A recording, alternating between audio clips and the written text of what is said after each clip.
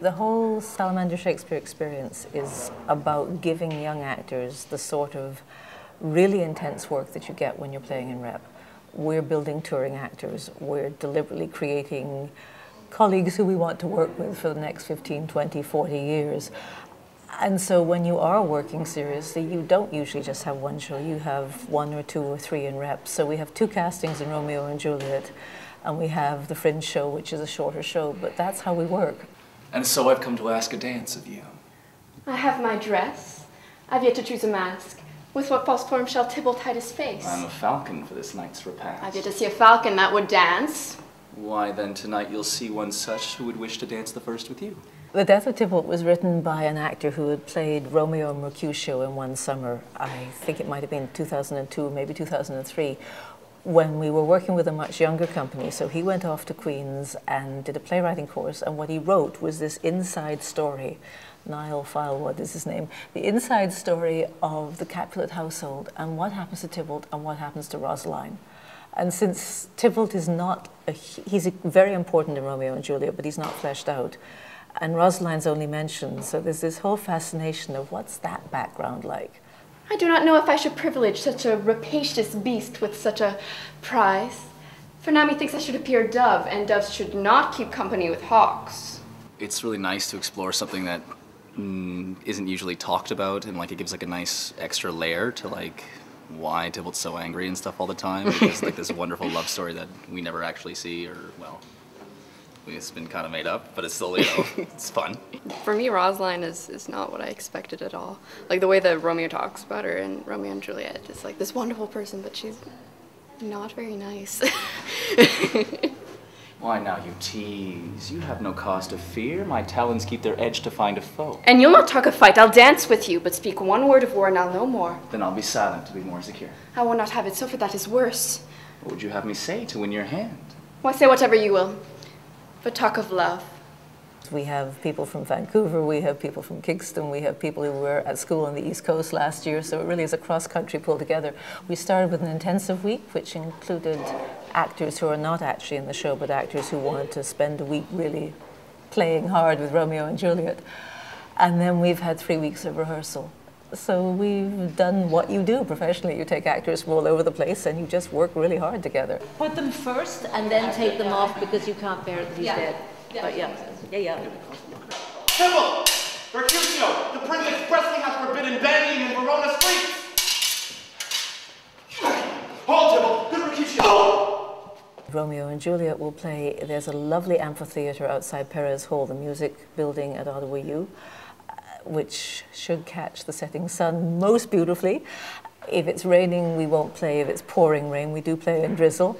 But it's a lovely concrete amphitheatre. You might want to bring something to sit on if it's a cold night. Night's candle is burnt out, and Jock and Day stands tiptoe on the misty mountaintop. I must be gone and live, or stay and die.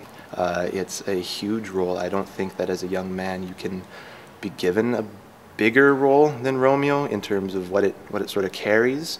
You probably have to wait till your 30s or 40s or 50s to wait for like title characters that carry as much weight as Romeo. So it's an absolute blessing and an absolute. It was certainly intimidating, but I mean, I think I said to you before, you can't say no. I couldn't turn it down. You have to do it, and it's been such a wonderful chance to do something really fun. With my soul, let's talk. It is not day. It is! I had been gone away. So you are both playing Juliet and Peter. Yes. Well, I think it's actually amazing because it gives you the opportunity to look at someone else performing it. It gives you the objectivity because it's like watching someone else performing a role on stage. You're always much more observant of what is done well and what could be improved on. So then both of us just get to bounce off each other and be like, oh my God, I loved what you did in that last scene. And then we get to absorb it and steal and then perfect each other. Yes. and I think it actually ends up making you a lot better as a performer. I think we do also have different takes on parts of Juliet, and so that's part of what's fun, to know that this character who's so well known to essentially the whole world can be so different through 2 actors. And yeah, I think it's fun that we can have different flavors of Juliet. Yeah, and no matter what, it's going to be very different because we're different sizes. And different people. Although that's changing, we're becoming the same person. We are becoming the same person. It's scary. I accept that. You're even finishing each other's sentences. Yeah. Thus from my lips, by thine, my sin is purged. Then have my lips the sin that they have took. Sin from where they come from, what they bring from their lives is so different. And so where Juliet sits in one of them is very different from a Juliet in the other. And so I have to respond honestly to what it is they're giving me on stage. And it's fun because I can't plan things. I can't plan things too much. I have to really react. And I think that is, it was really a good thing to be able to do on stage, to be given that tool. So use it instead of fight against it. Rachel's music, Rachel Oigster found the music and has been working with the team. That's been a terrific group builder and ensemble builder. Come gallant now, come loiterer, for I must chide with thee. But yet I will forgive thee once, come sit thee down by me. Fair ladies, rest yourself content, I will endure your punishment, and then we shall be friends again, we shall be friends again. We went into the production with the impression that there wasn't a lot of music. I think, in fact, Eleanor's focus was more on the fight, but there's, especially in an Eleanor show and an Eleanor and Rachel show, there's always music. So I just thought I'd find out what there was, and I began by digging around in the literature to find out what songs Shakespeare refers to in the text. And I mean, we know there's all sorts of stuff buried in Shakespeare that people don't necessarily bring out, and I found, greatly to my surprise, references, maybe 20 different ballads are referred to.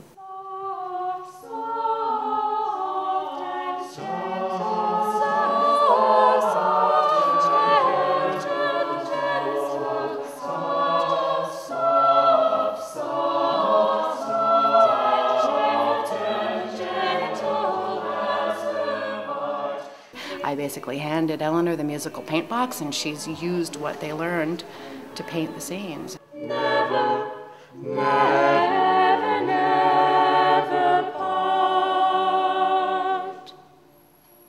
What's exciting about working with people at this stage of their careers is that they come to it very ready to play, very, very, very ready to explore. And so there's no sense of, oh, this is the way I play this kind of a hero.